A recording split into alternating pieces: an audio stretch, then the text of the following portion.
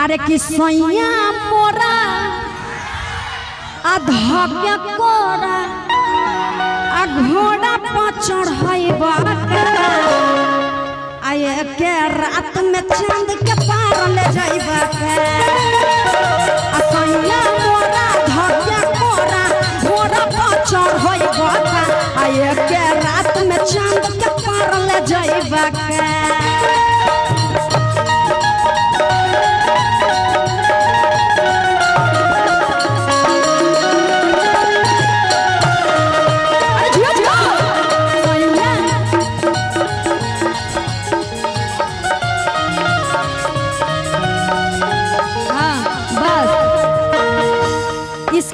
इसके बाद जब चांद के पार चला जाइएगा, जब सुहाग रात का टाइम होगा तो लड़की कहेगी कि कथी के चटैया भतारा हो बिछावले बाड़ो।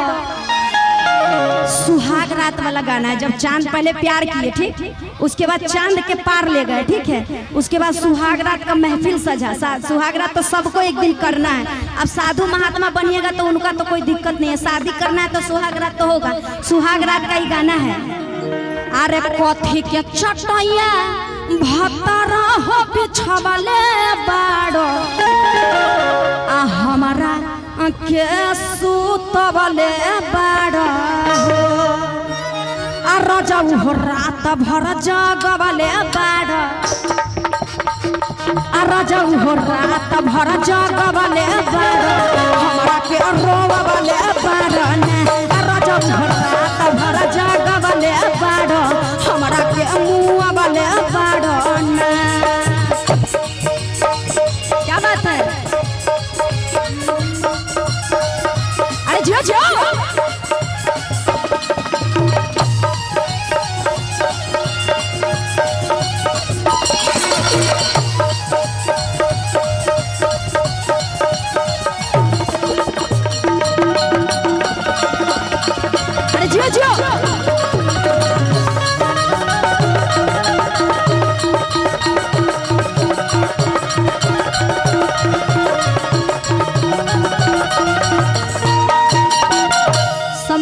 आपका सुहाग रात हो रहा है तो अपने पति को अगर ये गाना गा के कहिएगा, कैसे हम गा रहे हैं भाव दीजिएगा कि कथी के चटैया। कैसे लड़की सब भाव देते, थोड़ा सा बैठ के, नहीं चटैया वाला भाव थोड़ा सा। अभी एगो लड़की कौन सा डांस कर रही थी, घोड़ा लेकर बैठ के ऐसे कमर उमर कैसे करती है जी? कौन सा अभी कौन लड़की कर रही थी सर झुक के? वो कौन डांस बड़ी आप कर रहे थे? ऐसे घोड़ा की तरह ऐसे हो गई, ऐसे ऐसे पता नहीं, हमको समझ में नहीं। अरे बाप रे, नहीं नहीं, दो हाथ दोनों नीचे फिर ठेहुना तब ऐसे ऐसे कर रही थी। कौन डांस था, एक बार और दिखाइएगा। पहले चटैया वाला कौन ई कर रही थी? आप थोड़ा सा इधर आइए ना। ये कौन डांस है, आप हमको बताएंगे ये कौन सा डांस है? नहीं पता बस। नहीं नहीं नहीं नहीं, ठेहुनिया ऐसे मार के और ऐसे नहीं, वायरल स्टेप है। आगे मैया, ये कौन सा स्टेप है? ये स्टेप लेकिन हमको नया लगा, बहुत अच्छा।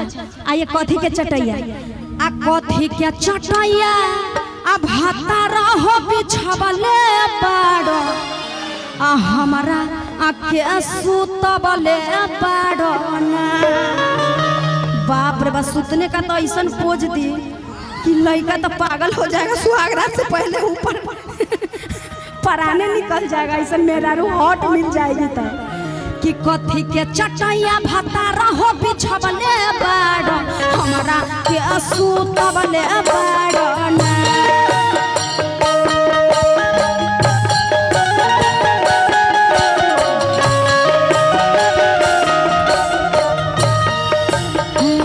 आ कथी के चटैया भतारा हो बिछावले बाड़ो हमरा के मुआवले बाड़ो ना।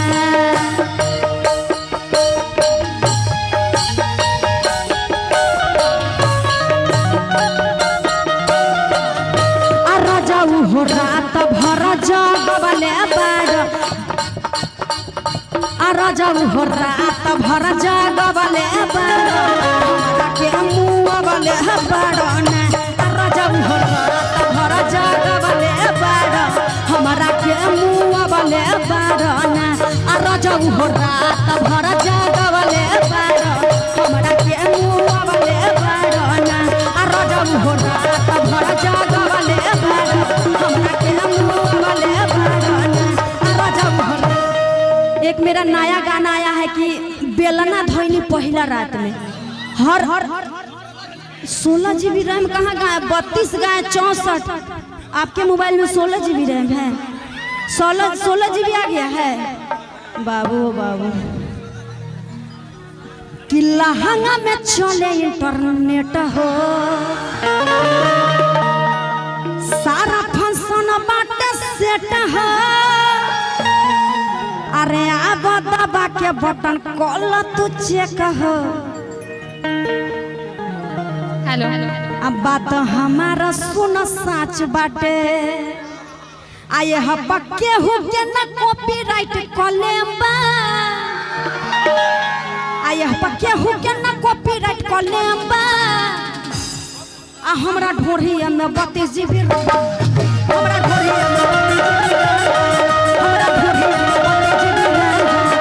में खेले वाला ऑनलाइन गेम बा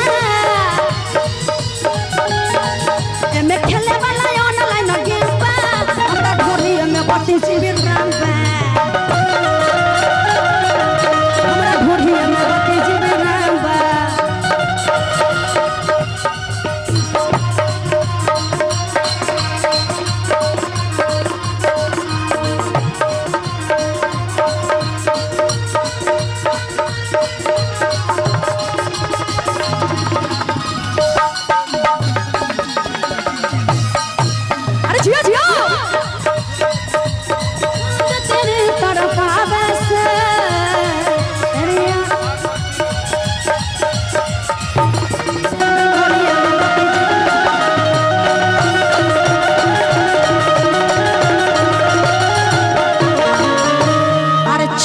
स्पॉट बाटे आ बाहर से पूरा स्किन टच बाटे अरे महंगा मोबाइल बा हमारा जवानी आय अर्जुन से मामला बा सेट हो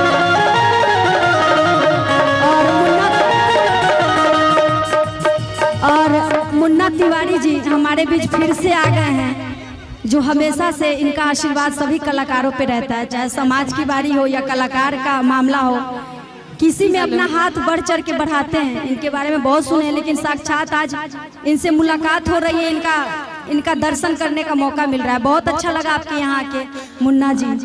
और जो भी लोग खाना नहीं खाए हैं आप लोग जाइए द्वार पे व्यवस्था किया गया है जल्दी से खाना खाइए वरना खाना ठंडा हो जाएगा। भैया जो भी आए हैं अगर बाहर से भी आए हैं हम जिनका आमंत्रित नहीं किए हैं वो लोग भी आए हैं अगर प्रोग्राम देखने तो आप लोग खाना जाके प्लीज खा लीजिए। हमको बहुत खुशी होगा कि मेरे बच्चे के नए संस्कार में आप लोग आशीर्वाद दिए और खाना खाए। क्या बात है ये होती है दिल दरिया।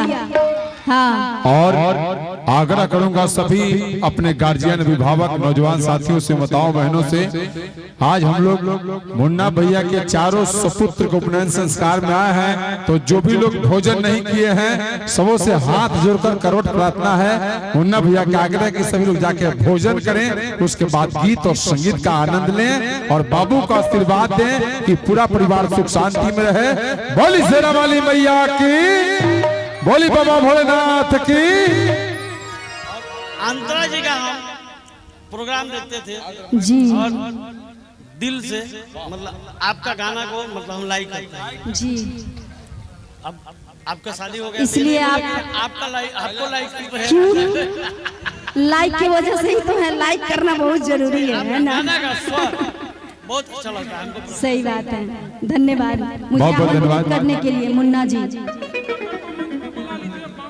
कि अपना कौन हम खेलेगा मछिया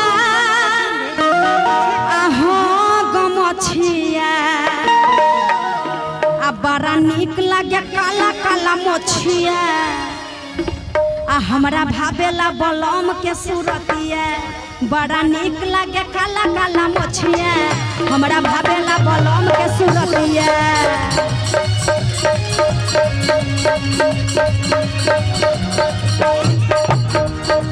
और आइए फरमाइश से गोरी तोरी चुनरी बल्ला लाल रितेश जी के साथ मेरा गाना एक आया था वो गाना